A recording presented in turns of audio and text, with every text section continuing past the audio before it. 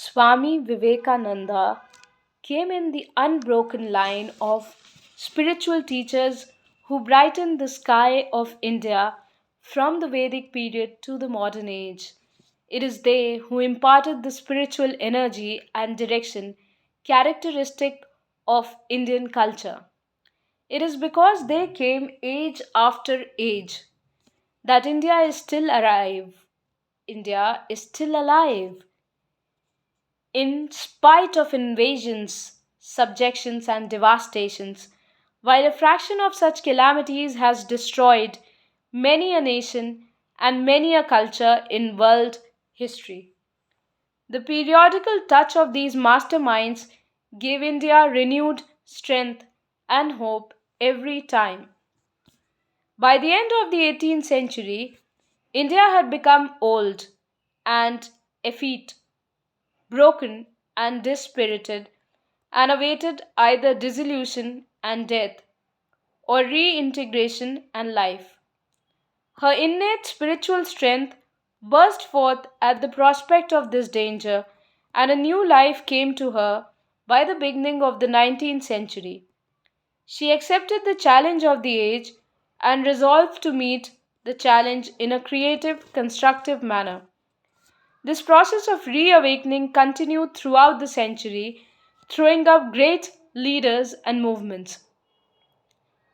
And towards the end of the century, it found its full maturity and consummation through the lives and teachings of its most dynamic and authentic representatives, Sri Ramakrishna and Swami Vivekanand.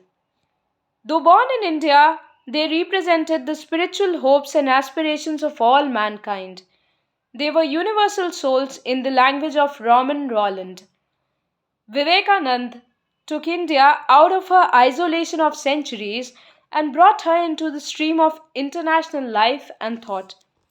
He awakened the people of India to the realities and demands of the modern age. Swami Vivekanand was a spiritual teacher of a rare type. Himself immersed in the bliss of God, he came down to the ordinary levels of men and women. To him, these were not two separate fields, but one.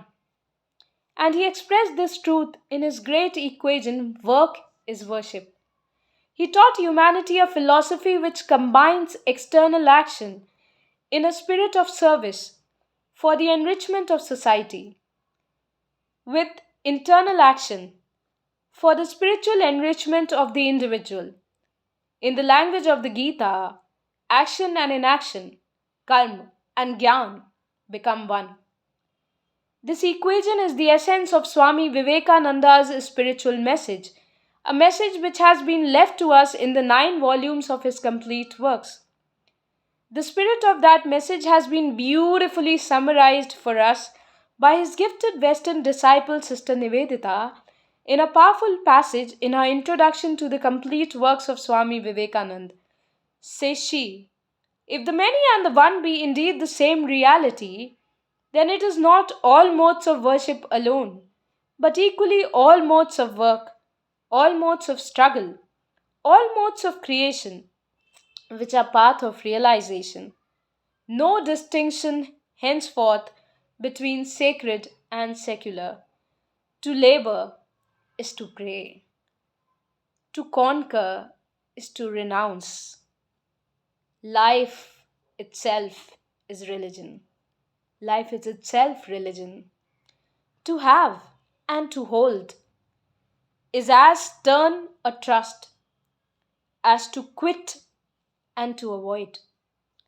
Swami Vivekananda's span of earthly life was hardly 40 years, but within this short period, he lived an intense life.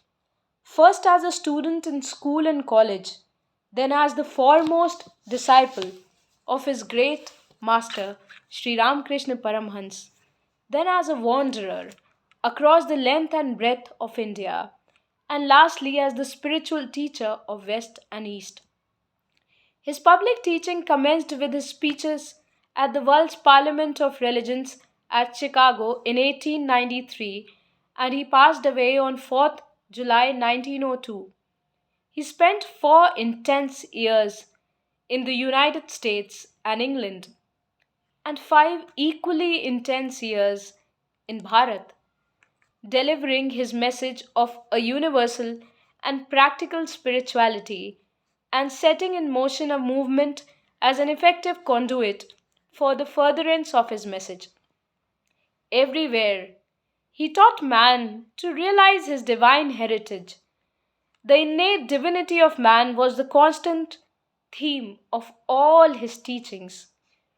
This teaching cuts across all divisions based on political or religious affiliations.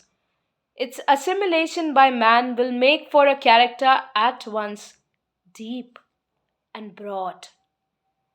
He held that spirituality was the core of every religion.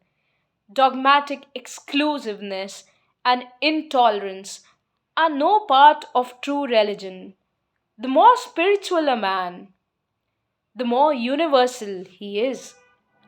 He held that the modern age stood in urgent need of this education from religion, by which men will learn to make their love of God flow into the love and service of all men. He worked hard to give this spiritual orientation to the world's religions so that they may be transformed into wholly constructive forces and become capable of redeeming modern man from his inner impoverishment in the context of external enrichment. So we'll explore his beautiful book, I'm a Voice Without a Form, which is written by none other than our beloved Swami Vivekananda. Thank you. See you in the next.